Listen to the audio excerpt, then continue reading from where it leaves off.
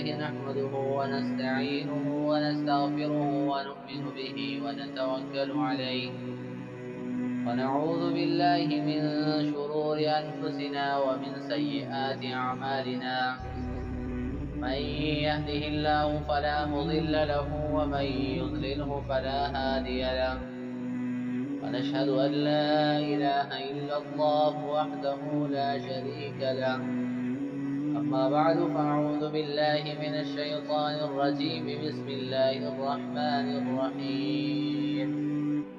والفجر وليال عشر والشفع والوتر صدق الله العظيم اللهم صل على سيدنا ومولانا محمد وعلى آل سيدنا ومولانا محمد وبارك وسلم تسليما كثيرا كثيرا. हमारे इस्लाम मुअज़्ज़ज़ीन मुहतरम मुसलमानों आयत मुबारक के अल्लाह जल्ल जलालुहु په یو څو ورځو باندې قسم خوري او دا قسم د الله جل جلاله په دی وجه باندې دی چې دی ورځو کې تاکید خپ سختۍ سره پیدا شي لیکن د الله جل جلاله یو حکم کول پایږي د تاکید هیڅ قسمه چره ضرورت نشته چې آی کې چره تاکید وکړي شي لیکن هغه حکم چې دی فمبین وعن سر منل دا په تمام امت مسلمه باندې هغه چره منل دیو جن الله جل جلاله دی ورځو کې چره په یو ورځو باندې قسم خړلې د دیو جن چې د دې اهمیت او فضیلت ډېر سیوا ده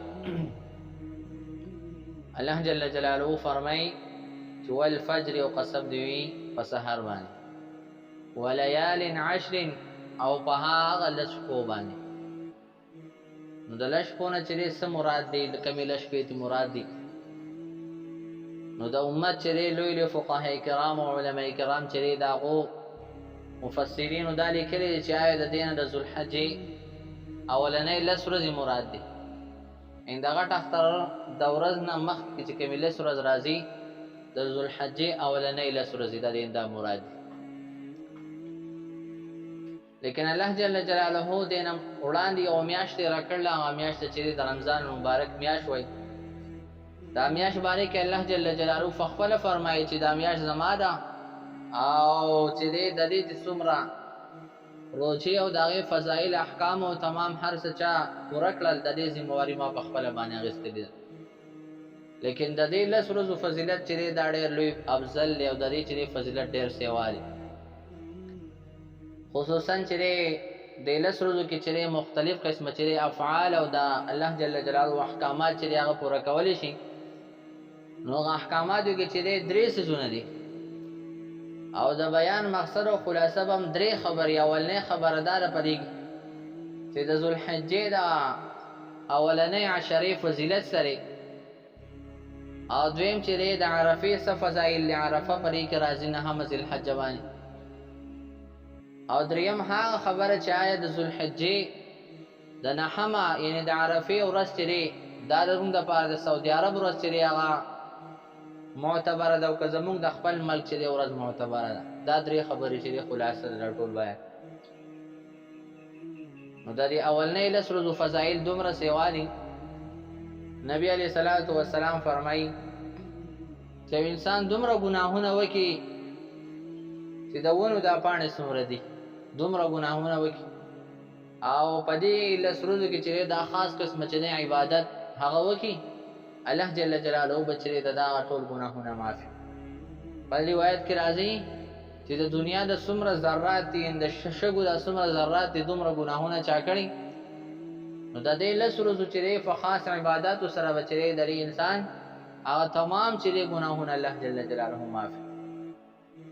نو دیو چې دومره لوی فضایل د دې لس ورځو دي بیا د دې لس ورځو چې دا فضیلت چې د ورکړل شوی دا په څو خبرو باندې ورکړل شوی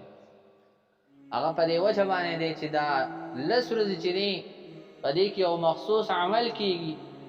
او هغه ته چې اولنې عمل پایږي حج دی چې حج دا ډېر د الله جل جلاله په نسبت په تمام عبادتو کې غوړه عبادت او غوړه عبادت په دې وجه باندې دی چې آیا د الله جل جلاله چې څومره چې احکامات دي او فرایض دي هغه درې قسمه دي. یو قسم چې هغه چې د مال سره خاص دی، او دویم قسم چې هغه خاص دی انسان د بدن سره، او دریم قسم عمل او حکم چې هغه د دواړو نه خاص دی، یعنی د بدن سره هم دی دا غي تعلق دی او دا چې د مال سره تعلق دی، نو هغه ته حج وایي. نو حج کې انسان خپل پیسې هغه چې دولت مال هم لګي او خپل جان ور سره هم لګي. د دې په وجه باندې چې دا دومره لوی عبادت په دې ورځ کې کېږي، نو دې وجه دومره لوی هغه فضیلت دی ته چې میلاو شوی د حج د ودی. او دې لسرو کې چې خاص کر الله جل جلاله ته چې ځان ور یادول، دا غیر فار یو مخصوص اعمال کول، هغه دار چې یو انسان دا لسرو چې روزي ونسی، نو ته به چې ډېر لوی فضایل د دې میلاو شي. او کې انسان چې دغه روزي نشي نیولای، نو بیا دا انسان چې د پکار چې دا په دې ورځو کې د حاجیانو سره مشابهت وکي، او کداغه مشابهت نشي کولای، بیا دا هغه سره چې د دې کې د مسنون اذکار وکي. مسنون اذکار دار چې استغفار دې ډېر وای دی لسرو کې استغفار دی وای دای سره چې حدیثو کې راځي چې دا تمحید وای او توحید دی بیان، او تمحید او توحید داري چې سبحان الله والحمد لله ولا اله الا الله والله اکبر، دا درې کلمې ذکر د انسان کوي، نو دا هم تمحید دی او هم چې توحید دی او هم تسبیح دی. نو دیو جن چې د الله جل جلاله دغه ذکر کوي. او د حاجیانو سره مشابهت څنګه دی؟ د حاجیانو سره په معمولی چیز کې چې مو مشابهت ساتلی شو، هغه مشابهت داري چې د حاجیان یو مخصوص چې عملي، هغه چې کله د حج د اراده دغه کی، نو هغه چې بیا نوکان نه واړه کوي، یخته نه واړه کوي، هغه چې بیا په دې ورځو کې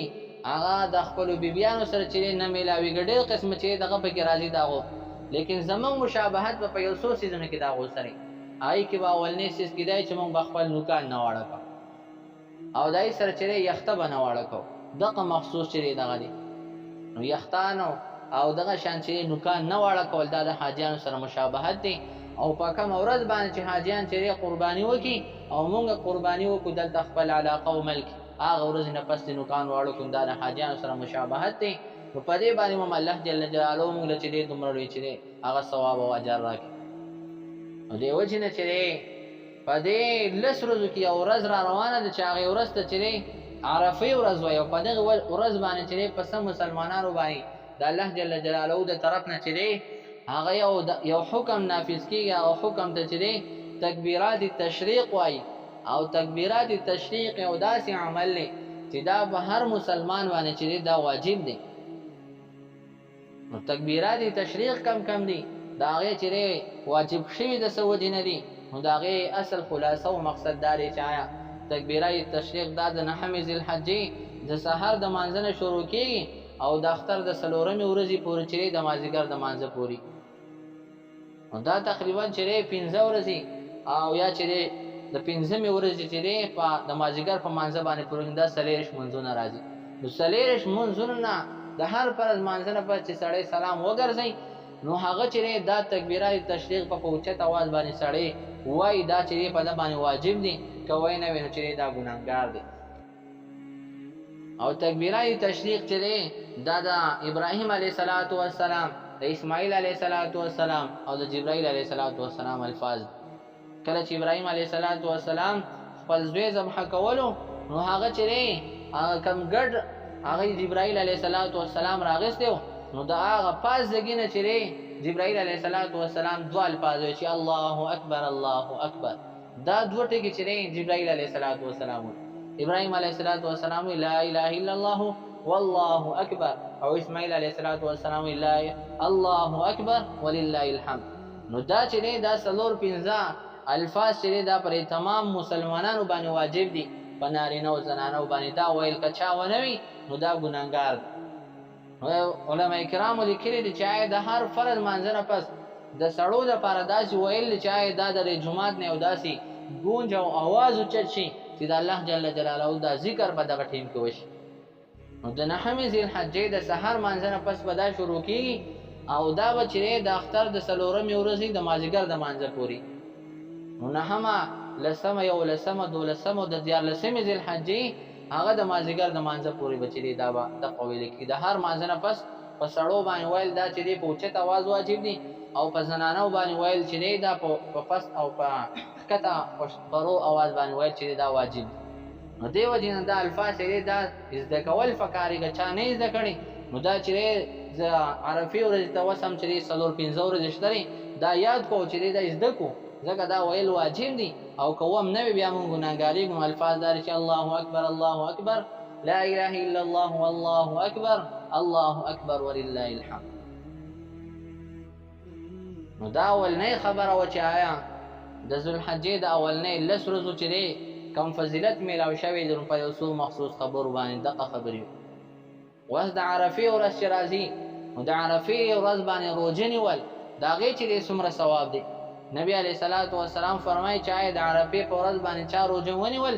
نو د هغه چې دی دا کم کال تېر شوی د دې هم او کم وروسته کال په ده باندې را روان دي د دې څومره ګناهونه دا ټول به ده ته معاف شي. نو د یوې ورځې په روژه باندې چې دی الله جل جلاله د یو کال مخکیني ګناهونه او د یو کال را روان ګناهونه هم الله جل جلاله معاف کوي. نو یو قسمه چې دی دا زموږ ستاسو دپاره الله جل جلاله بانه لټوي چې په یو ورځ عبادت باندې الله جل جلاله د 2 کالو چې دی هغه ګناهونه انسان ته معاف کېږي. نو که انسان چې دی نور دا الله جل جلاله یو عمل ونه کړي او په دې ټول کال کې د عرفې د ورځې روژه ونیسي نو د دې را روان کال ګناهونه به ورته الله جل جلاله معاف کړي او د دې کم کال چې تېر شوی د دې ګناهونه به هم الله جل جلاله معاف کړي. نو دویمه خبره دا و چې آیا د عرفې روژې چې دی د هغې فضیلت نو د الله جل جلاله د هغې د فضیلت داسې بیان کړی دی. نبی علیه الصلاة والسلام د هغې فضیلت داسې بیان کړی دی.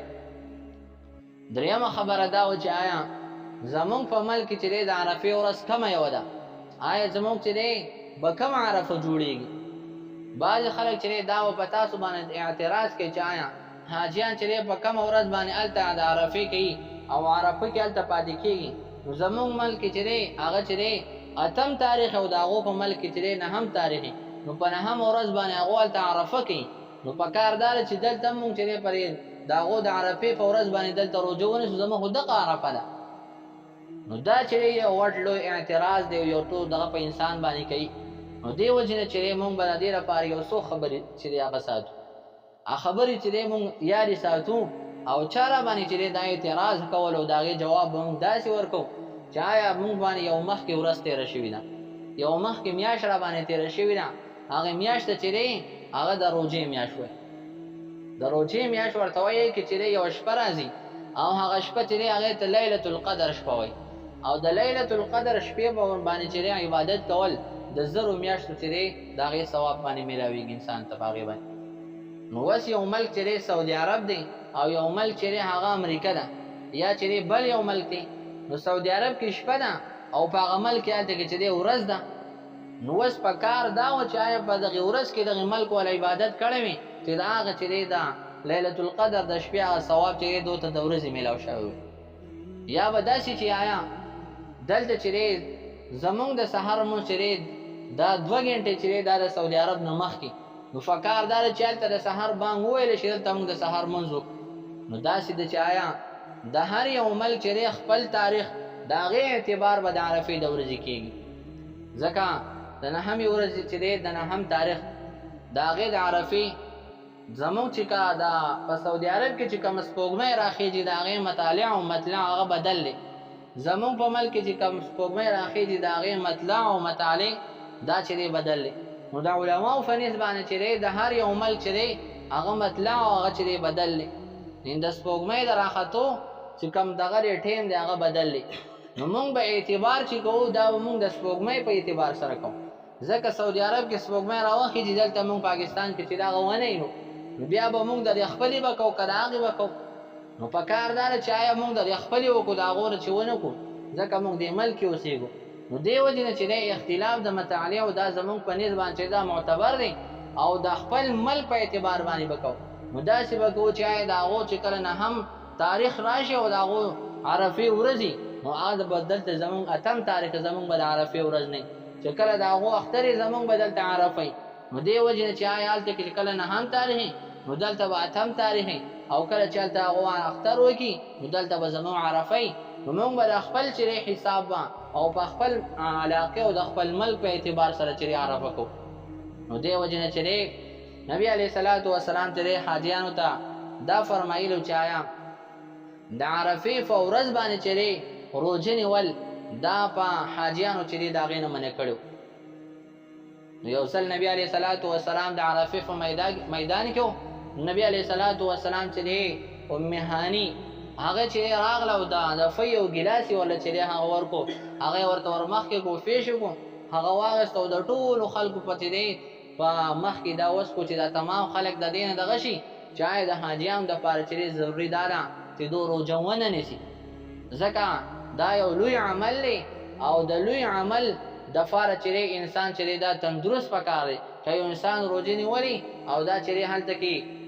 په د تنده راشي لوږه راشي نو دا بیا هغه عرفې هغه چې کم وقوف دی او کم لوی رکن دی د حاجات بیا چې اکثر فوت کېږي. نو دې وجې نبي علیه الصلاة والسلام دا خبره کړې چې آیا ضروري نه ده چې حاجي چې دا روژه ونیسي. نو اوس چې بعضې خلک به تاسو ته دا وایي چې آیا د عرفې په ورځ باندې روژه نیول چې دا چې داسې ضروري دي لکه انسان دا په کومه ورځ چې عرفه یې هلته نو په هغه ورځ به روژه نیولی کېږي. نو موږ به ورته دا وایو چې آیا